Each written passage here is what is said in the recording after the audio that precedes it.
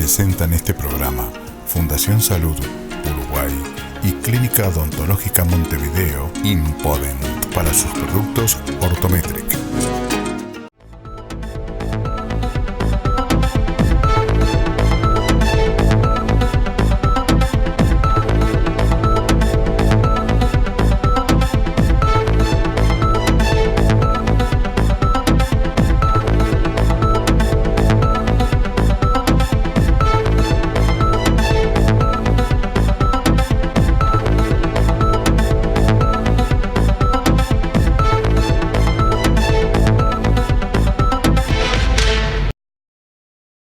Iniciamos nuestro programa respondiendo a sus consultas. Hablaremos sobre incontinencia urinaria y atrofia vaginal, temas que abordaremos con los doctores Gabriel Cura y Jorge Arena, quienes se refieren a la aplicación de un nuevo tratamiento en Uruguay que sustituye las cirugías, previene y soluciona estas afecciones.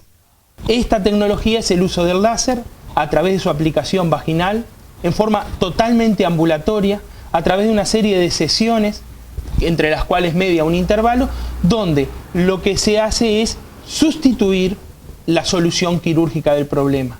No en todos los casos, sino que el éxito de esto es la cuidadosa selección de las pacientes, y eso es lo que nuestro equipo propone trabajar, y es en un cuidadoso selección de los pacientes para poder generar las mayores oportunidades de éxito. ¿Cuáles serían las patologías que tienen solución con este nuevo equipo y este nuevo procedimiento? El procedimiento apuntó originalmente a corregir una atrofia vaginal. Una atrofia vaginal que se puede entender de dos formas, o se puede visualizar que atrofia vaginal abarca dos sectores diferentes. Uno es atrofia de las estructuras de la vagina y otra es la parte de atrofia de la propia vagina como órgano para la relación sexual. Y en este caso en particular también afecta muchísimo lo que es la vida sexual de esa paciente, ¿verdad? Justamente que si la vagina está seca, no es elástica y además la capacidad se vio reducida, puede haber dificultades, puede haber dolores y puede haber imposibilidades para mantener las relaciones. Es una capacidad de mantener las relaciones que puede estar perdida o por lo menos dificultada por todas estas alteraciones. Sumado a esto, lo que dice Gabriel y subrayando un poco, a esta disfunción sexual de órganos que están estrechamente ligados con el aparato genital, es el aparato urinario. Y ahí la incontinencia urinaria también, a causa de esta pérdida de la laxitud de los tejidos, de esta hiperlaxitud de los tejidos, también aparece ese nuevo invitado que es la incontinencia urinaria, que genera una alteración grave de la calidad de vida y un disconfort enorme de los pacientes, diciéndonos y preguntándonos acerca de cuán frecuente se ve esto en la consulta. Y en realidad el 30% de las pacientes que consultan se le encuentra problemas vinculados a la esfera sexual o a incontinencia urinaria. Es mucho más frecuente que cuando la paciente ya llega en estadios avanzados, donde tal vez ahí es la indicación quirúrgica la principal. Pero esa paciente que cuando tose tiene una mínima pérdida de orina, esa paciente que cuando se ríe, que limita su salida social, ¿verdad? Esa es la paciente a la que nosotros queremos alertarle que existe un tratamiento que no requiere la invasividad de lo quirúrgico y que le mejora sustancialmente la calidad de vida. La respuesta es sumamente rápida. El tratamiento son 3 a 5 sesiones, de acuerdo a la respuesta que obtengamos de los pacientes, pero la paciente a las 48 horas de la primera sesión ya encuentra cambios que le hacen darse cuenta de la respuesta favorable al tratamiento. La paciente, antes de llegar a consultar al ginecólogo o al urólogo ocasionalmente por la incontinencia de orina, atravesó 10 o 15 años escondiendo el síntoma, recurriendo a toallitas higiénicas, a utilizar 2 bombachas, a limitar su salida o la ingesta de líquidos en libertad, lo cual también tiene riesgos para su función renal. Y es recién luego de 5, 7, 10 años que hace la consulta cuando la incontinencia urinaria se le hace intolerable. Es por eso que nosotros apuntamos a detectar a esas pacientes. Cuando el síntoma sea mínimo, podemos atacarlo. ¿Para qué? Para poder fortalecer ese tejido que ha perdido su tensión con este tratamiento que no requiere cirugía y que es sumamente ambulatorio. ¿Qué otros beneficios le brinda este tratamiento y en qué difiere de los tratamientos anteriores? Lo fundamental del tratamiento es, en cuanto a beneficio con respecto a todos los anteriores, que con los cuales no es que compita, sino que se superpone o se solapa en muchos aspectos. Lo fundamental es que es ambulatorio, pero lo que tú decís es el punto. Es totalmente no invasivo. Tiene una invasión de una décima de milímetro en profundidad en una mucosa, lo cual significa nunca llega a los receptores de sensibilidad, por lo tanto no da molestias, no da dolor, no da ningún tipo de alteración durante el tratamiento, que dura apenas escasos 8 minutos, y con una vez que el paciente terminó el tratamiento, se levanta, se va y se integra a sus actividades exactamente como las tenía planificadas durante todo el día. Para que el televidente se haga un poco a la idea, es desde el punto de vista práctico como cuando se hace una ecografía ginecológica transvaginal. O sea, la paciente en una camilla ginecológica se le aplica un transductor que ahora, en lugar de registrar ultrasonido y registrar una imagen, lo que hace es una incidencia con un tratamiento láser que produce múltiples focos de desorganización de la fibra colágena para que el propio tejido del organismo se reconstituya en tejido nuevo con mejor tensión. Y esa es la única, como decía Gabriel, son 8 minutos, ¿verdad? Y la paciente es totalmente ambulatorio, se va a su casa y a las 48 horas está con su actividad sexual normal, sin ninguna otra limitación. El mismo día puede volver al trabajo porque no tiene ninguna molestia al tratamiento. Y una de las diferencias grandes con los procedimientos quirúrgicos mínimamente invasivos, que es lo más cercano a nuestro tratamiento, es que no deja ningún cuerpo extraño dentro del cuerpo, sino que se promueve, ¿verdad?, a través de una lesión con láser, una lesión con calor, que eso es lo que hace el láser, la regeneración de tejido nuevo. Podemos decir entonces que este tipo de tratamientos previene o nos permite, digamos, prevenir una cirugía en unos años y que luego de realizado este tratamiento no vamos a necesitar una cirugía. En la mayoría de los casos podemos decir que aleja la cirugía en un periodo de 10 a 20 años, en la mayoría de los casos. En muchos casos se evita la cirugía, pero también hay otra dimensión de esto, y es en la paciente de edad avanzada, donde contraindicaciones médicas como contraindicaciones al corazón o enfermedad arterial pueden contraindicar la cirugía, y encuentra acá un procedimiento sin riesgos que le va a mejorar la calidad de vida y le brinda una solución también a la incontinencia del adulto mayor, que también es parte de lo que podemos brindar con este tratamiento. O sea que es un procedimiento que no tiene contraindicaciones. No tiene contraindicaciones ni efectos secundarios. ¿Hay alguna paciente específica que pueda ser preventiva para el uso de este tratamiento? Sí, las pacientes que recientemente tuvieron familia, tuvieron partos o incluso cesáreas sin necesidad de haber sido un parto vaginal, con la destrucción que eso puede ocasionar en el tracto de salida genital. En ese tipo de pacientes se presenta muy frecuentemente hiperlaxitudes, por supuesto, más incontinencia de orina, que a veces se manifiestan de esa forma, eso ya con menor grado.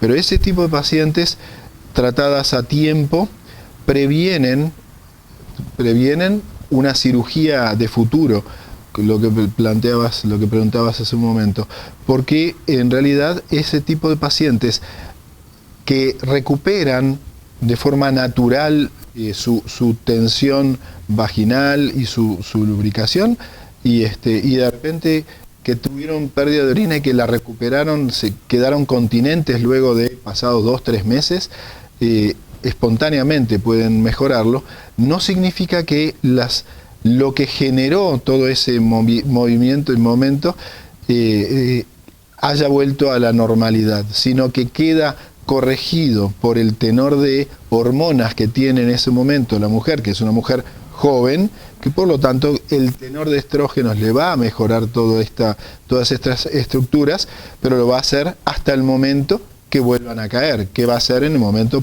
peri y posmenopáusico.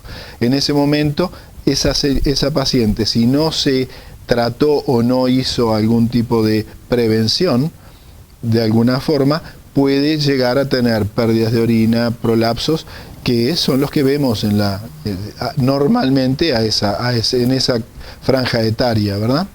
Bueno, y para cerrar, ¿cuáles serían la sintomatología que puede visualizar una paciente para decir, bueno, voy a consultar con los doctores sobre este tratamiento en particular? Básicamente, que se acerquen a nosotros ante episodios de incontinencia de orina, ante episodios de disfunción sexual, de molestias vinculadas a la esfera sexual por pérdida del tono vaginal en el puerperio, ¿verdad?, posparto, en la menopausia, y por laxitud de los tejidos y sequedad vaginal. Y esos son como los grandes motivos de consulta que acercan a las pacientes, en las cuales vamos a hacer primero que nada una evaluación, porque nosotros en realidad queremos aplicar el tratamiento cuando tenemos una moderada expectativa de beneficios superior al 90%.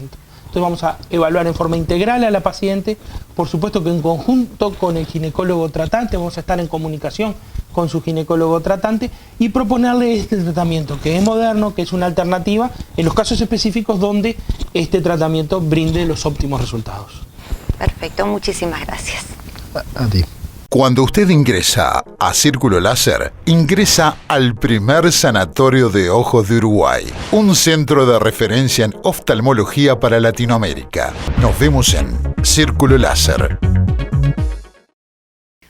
La doctora Rosina Cesio nos habla sobre cataratas y nos explica sobre los avances y cuáles son las últimas tecnologías aplicadas a esta cirugía. Las personas empiezan con los cambios en el cristalino es la lente con la cual nosotros nacemos, que es transparente, y que a medida que se van pasando los años, ese cristalino pasa de ser transparente a opacarse. Es como si tuviéramos un vidrio y finalmente el vidrio esmerilado. Entonces, muchas veces los pacientes vienen a la consulta y uno les dice, bueno, mirá, tenés cataratas, y quedan como en shock. La catarata es el proceso en el cual el cristalino, en su largo curso, forma finalmente la catarata. Entonces, en toda esa transición es cuando nosotros nos encontramos con el paciente, que ellos tienen que venir y cambiar los lentes. Entonces, prevenir la catarata no hay cómo prevenirla, porque es algo natural de la edad que el cristalino empieza a opacarse.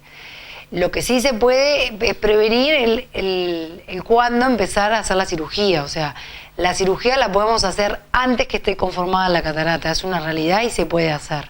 Pero eso hay que ver bien el paciente, estudiarlo, ver qué tipo de lentilla podemos ponerle y si califica o no para lo que el paciente quiere, ¿no? Según la Academia Americana de Oftalmología, los ojos normales tienen que controlarse una vez al año. Entonces, los pacientes que usen lentes y que noten, primero, que en el año no hayan consultado, deben concurrir a un oftalmólogo. El paciente que ha notado que se encandila, que ve doble, que la nitidez de los colores no es tan clara como antes, ese paciente puede tener catarata, entonces es conveniente que también consulte. Y después el paciente que quiere una opción para no usar los lentes, porque es algo que hoy en el mundo ya se está haciendo cuando se habla de cirugía facorrefractiva. Y la edad es algo a tener en cuenta, por la mayoría de los pacientes cuando tienen más de 50 años, esos cambios en el cristalino ya se empiezan a ver y se traducen en el cambio de la receta una vez o 2 veces al año. Entonces eso, cuando nosotros ya estamos cambiando demasiado seguido los lentes, es porque la catarata ya está formada y de a poco empieza a tapar todo lo que se llama la ventana transparente que nos permite ver a través del ojo y forma finalmente la catarata. Entonces, en ese proceso es cuando nosotros tenemos que consultar para ver si es que no estamos frente a una catarata, para ver si se puede o no operar. Tú te has formado con los más grandes, como por ejemplo el doctor Valle. Sí, bueno, yo en realidad hice la subespecialidad en lo que es catarata y cirugía de segmento anterior, como tú bien dijiste, con el doctor Juan Francisco Valle, y me entrené específicamente en eso. La cirugía de catarata avanzó muchísimo. Muchas veces tenemos los pacientes que nos preguntan si se van a operar con láser. Sí, el láser opera las cataratas, pero no la opera sola. El láser, de los 10 pasos, que un cirujano hace en su cirugía habitual, el láser hace algunos pasos. Entonces, la cirugía sola con láser no se puede operar, es muy importante la destreza del cirujano. Entonces, nosotros lo que usamos para la cirugía es el ultrasonido, que es lo más moderno que hay para la cirugía de catarata. Es una cirugía que es ambulatoria, lo que quiere decir que el paciente viene, se opera y se va para su casa. Demora aproximadamente entre 15 o 20 minutos, dependiendo del grado de catarata que tenga. Y lo que es la recuperación, el paciente va a salir con el ojo destapado y va a llevar solamente un punto, no que eso es opcional del cirujano, que a los 10 días se está retirando. La cirugía es como lo decimos, es ambulatoria y la recuperación es rápida. Depende siempre también de las patologías asociadas que tenga o no para el ojo, para la cantidad de visión que pueda recuperar el paciente. ¿Y qué probabilidades tiene de ver en un 100%? Yo siempre le digo a los pacientes que la cirugía de catarata, el pronóstico depende de la retina. Si la retina está bien, la visión la va a recuperar en un 100%. Si la retina tiene alguna otra patología, tanto la retina como el nervio óptico, como ser el glaucoma, que también interfiere, ahí va a depender un poco de la patología que tenga. Pero si el ojo es sano, la recuperación es del 100%. ¿Qué pacientes no pueden recibir esta cirugía, por ejemplo? No hay pacientes que tengan contraindicada la cirugía de catarata, salvo el paciente que no vea. Cuando el paciente no ve ni siquiera la luz, ese paciente no es candidato para la cirugía ya. Se dice que los pacientes diabéticos, por ejemplo, hay muchos procedimientos quirúrgicos o invasivos que no se pueden realizar. En este caso, un paciente diabético, por ejemplo, ¿se la puede al paciente realizar? diabético lo que le juega en contra es lo que se llama la retinopatía diabética, que siempre depende del control metabólico que el paciente tenga. Entonces, si el paciente ya tiene una retina dañada por la propia diabetes, ahí la recuperación es más lenta. Igual, de todas maneras, hoy en día se cuentan con tratamientos antiangiogénicos que se inyectan en el ojo, que lo que hace en los diabéticos es bajar el edema macular, que eso le asegura o lo lleva a una más estable a lo que es la cirugía de catarata, que se hace antes. Perfecto, muchísimas gracias. No, gracias a ti. Somos Activanet, una empresa creada para servirte. Creamos tu página web autoadministrable. Somos Activanet, 092-109-840. En Ortobom nos aconsejan qué se debe tener en cuenta a la hora de elegir un colchón para niños o adolescentes que permite mejorar la postura en la etapa de crecimiento. Cuando se hace la elección para un joven o adolescente en etapa de crecimiento, los colchones siempre tienen que centrarse y saber bien el tema de la densidad y el tema del peso de la persona que lo va a usar. Es muy indicado para jóvenes, adolescentes y demás los colchones de espuma. ¿Por qué? Por un tema de alineación de espalda y postura, lo cual hace que a lo largo de su etapa de crecimiento y demás sea acorde a lo que es el confort del colchón que van a usar. En cuanto a los resortes, también podrían ser recomendados ya para personas ya jóvenes, adultas, con una etapa de crecimiento ya en término o avanzado de otra manera. El cuidado dental es un hábito que se aprende desde la infancia y perdura toda la vida.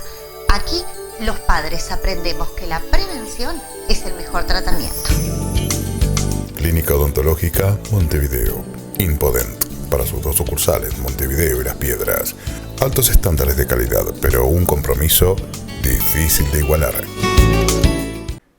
Presenta este espacio Clínica Odontológica Montevideo.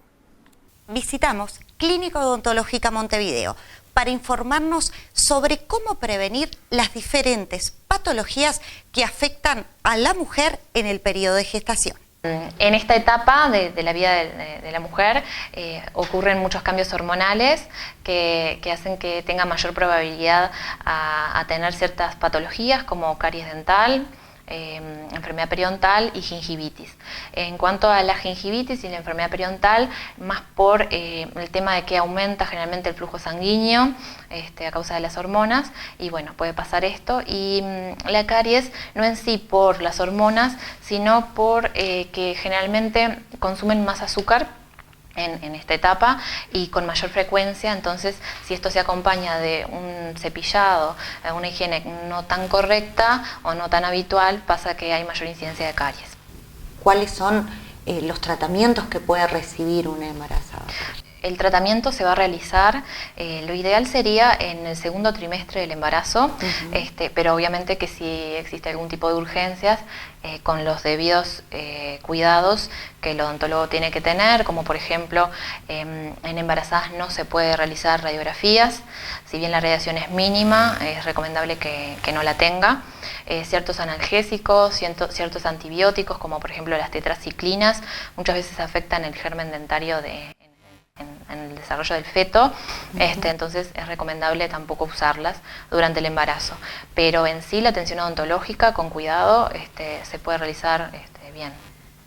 María Eugenia, y en el caso de que esta embarazada deba realizarse o tenga una urgencia que requiera de repente una extracción, ¿qué pasa con la anestesia, por ejemplo?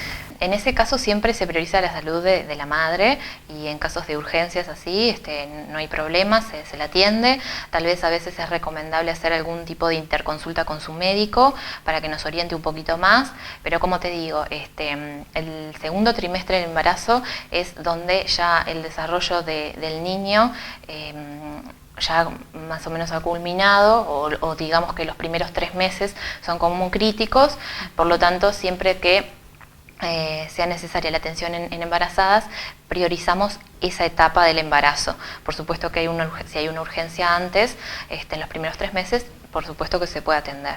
Siempre les hacemos énfasis a las embarazadas que consulten mucho antes, que desde antes, y más si planean su embarazo, que concurran al dentista antes como para evitar esto. O sea que concretamente las medidas de prevención, ¿cuál sería? Y bueno, básicamente tener un control con el dentista, bueno, una muy buena higiene bucal, desde cepillo, hilo dental, también ayudando un poquito con enjuague bucal y bueno, pasta, pero lo más importante sería un correcto cepillado y pasar hilo dental. Tener una dieta adecuada, tratar de disminuir el consumo de azúcares, y la frecuencia de la ingesta también, consumir otro tipo de alimentos, verduras, frutas, bueno, lácteos y bueno, básicamente eso. Perfecto, muchísimas gracias. A vos, gracias. Llegó a Uruguay Compro Sin Gluten, un supermercado online con productos 100% libres de gluten. Más fácil, rápido, seguro y además al mejor precio. Ingresá en comprosingluten.com y hacé tu pedido. Alberto Seida incorpora más soluciones de accesibilidad. Ahora una muy completa línea de elevadores, de uso residencial, comercial, para instituciones, colegios y edificios. Fácil colocación, incluso en lugares no previstos. Asesoramiento, costos muy convenientes. Alberto Seida Salva Escaleras, 098-446-386. Correo seida@seidaalberto.com. Recibimos a la psicóloga Silvina Chevi, quien se refiere a las opciones que tienen las personas con discapacidad en formarse en lo que se refiere al sector educativo. Bueno, cuando hablamos de inclusión educativa estamos hablando de la diversidad. Nos referimos a que no debe haber ningún mecanismo de restricción para el ingreso de los niños, adolescentes, jóvenes o adultos a lo que es la educación. Es decir, todas las personas tienen derecho a acceder a la educación, ya sea formal o informal, y sabemos que la diversidad es un concepto muy amplio, es una problemática bastante candente en la actualidad, pero apuntamos a que todos los alumnos accedan a un mismo espacio y puedan intercambiar más allá de sus condiciones personales, sociales, culturales. Cuando hablamos de condiciones personales nos estamos refiriendo a las distintas patologías o distintas limitaciones y bueno, esto es lo que creemos que enriquece mucho a la sociedad en general. Por lo tanto, debemos apuntar a la diversidad, pero aplicando programas o planes que puedan contemplar la individualidad de cada uno. ¿Y qué rol juegan los educativos, los maestros, digamos, los docentes en todo esto? son agentes fundamentales en lo que es el proceso educativo. En primer lugar, es muy importante de que ellos estén preparados y formados en lo que es la diversidad, entendiendo de que la diversidad existe y enfocándose a cada chico desde su singularidad, ¿verdad?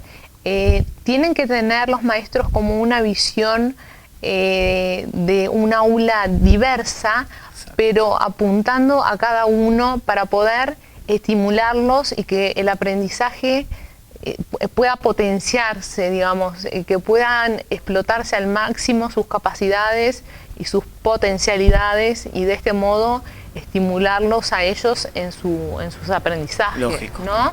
Y otro aspecto que me parece muy importante es que en la medida que ellos estén formados e informados sobre la diversidad, estén capacitados para poder realizar diagnósticos temprano, que lo que muchas veces sucede es que nos acercamos a diagnósticos cuando ya estamos en edades o en etapas evolutivas de adolescentes.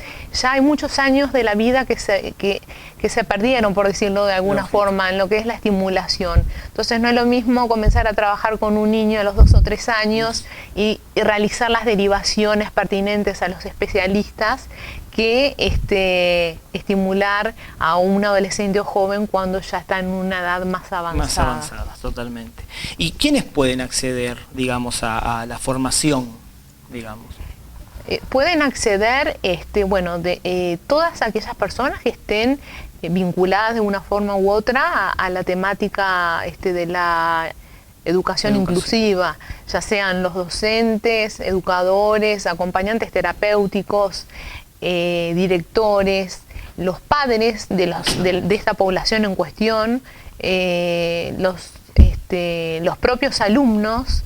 Tiene que ser un trabajo en equipo donde todos los agentes puedan estar involucrados, en primer lugar autoridades estatales, ¿verdad? La comunidad en su conjunto, las familias, los agentes de las instituciones educativas, maestros, directores, inspectores. También cuando hablamos de la comunidad, son todas aquellas personas que de una forma u otra tienen relacionamiento con estas personas que están padeciendo o tienen alguna limitación. Sí. Todo esto contribuye a una inclusión y a una mejora en la calidad de vida de la población en general. Para decirle adiós a los lentes, debe enviar una carta a Boulevard Artigas 1569, dirigida a nuestro programa Hablemos de Salud, con sus datos personales, y así podrá participar en el sorteo a fin de año de una cirugía de ojos sin costo. Consejos de menores. Acá tenemos nuestro espacio y nos dan premios y regalos.